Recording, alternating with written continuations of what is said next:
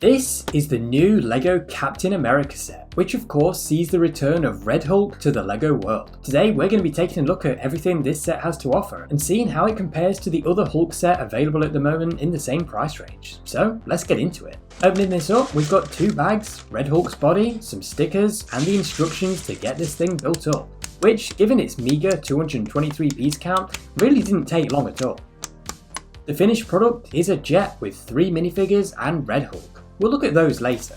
The jet is predominantly grey in colour with some black and red accents adding a nice bit of detail through the back half of it. It's also really thin, so very easy to just grab hold of like so and swoosh it around to pretend it's soaring through the skies. The pointy front end serves as the cockpit with a big glass window that can lift up, revealing 2 control panels, both of which use stickers. In fact, with the exception of the minifigures, every single detail you see in this set is a sticker. There's 17 in total, which is pretty rough for a small set like this. There's space here for a single minifigure to sit and pilot the jet, with the cockpit just closing up around them like so. Behind that we've got the engine, with stud shooters on each side providing the jet with some attack power. This middle section also contains a secret compartment. Sat in here is a small container, which opens up to reveal 3 silver ingot pieces. Given the plot details for the movie, I'm guessing these are intended to be adamantium, so that's a pretty cool little detail, and it gives the minifigures something to battle over. Finally, the 2 wings of the jet are angled back using those A-plate pieces, which does mean they're fixed in place, though I don't think that's a huge issue.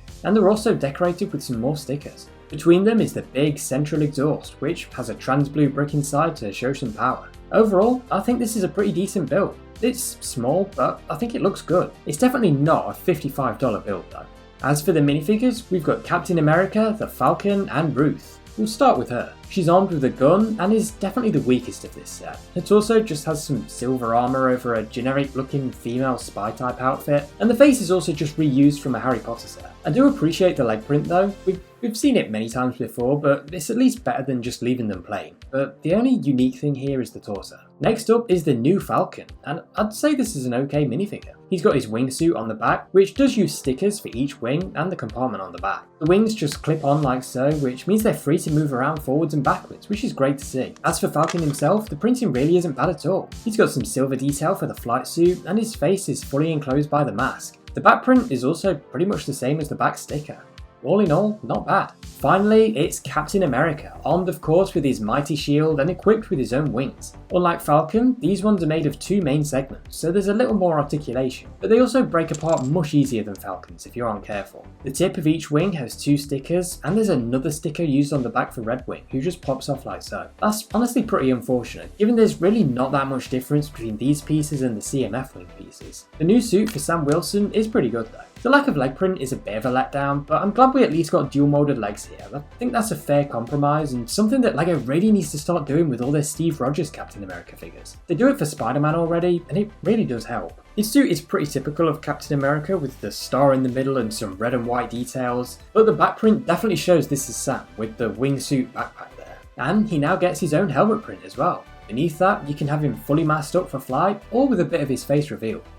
It's no CMF Captain America, but overall, I do think it's pretty good. Now for the reason this set is so overpriced, the return of Red Hulk, and he definitely doesn't disappoint. He's got black shorts, and as he uses the new Hulk body piece, studs on the back to connect things if you wish. One thing I just figured out is that you can actually use these to make Red Hulk hold onto the jet. If you connect it at the right place, with his arms held up like so, you can get it balanced so that he stays standing with it on his back without the need to even connect into a base plate. So that's another really fun feature you can get from this. The face looks to be a mixture of anger and confusion, which honestly is pretty accurate for Harrison Ford. What is a Red Hulk? And you can turn it side to side or replace it with whatever you feel like. Once again, thanks to that new body piece. I'm really happy we're getting more big figs with these removable heads. Now we just need some double-sided face prints. On the whole, Red Hulk is definitely the highlight, and LEGO clearly agrees. We all know that big figs tend to bump up the price a bit, but 223 pieces for $55 makes this one pretty extreme. In the UK, this is £50, which again is really steep. Let's compare that to another Hulk set that released not too long ago,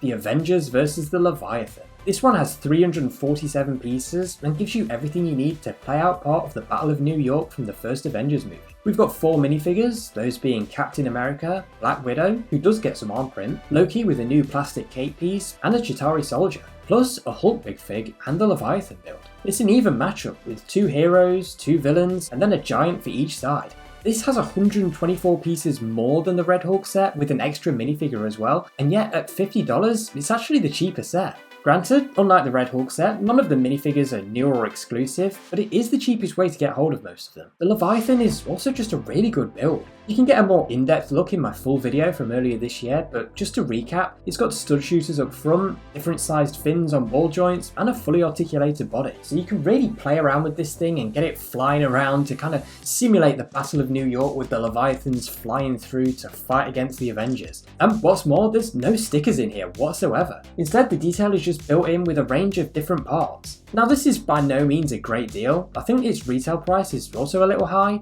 but you can get some good discounts on it now. But that really just goes to show how much worse of a deal this Red Hulk set is. It's $5 more expensive, and yet it has even less to offer than a set that was already a tad overpriced. When it comes to these two, the Leviathan is by far and away the better set in pretty much every aspect. So do I think Captain America vs Red Hulk battle is a bad set? Definitely not. I actually quite like it. But this is definitely something you should consider waiting to buy. It's going to be on shelves for a while and discounts are definitely going to come, so you don't need to rush out and get it. It's got good stuff to offer, but I think you'll like it a lot better if you're only paying, say, $35 for it rather than $55. It's a good set, but definitely the weaker of the two Hulk sets currently on shelves. If you made it this far in the video, consider subscribing if you haven't already, and leave a comment down below telling me what you think about this set. Thanks for watching.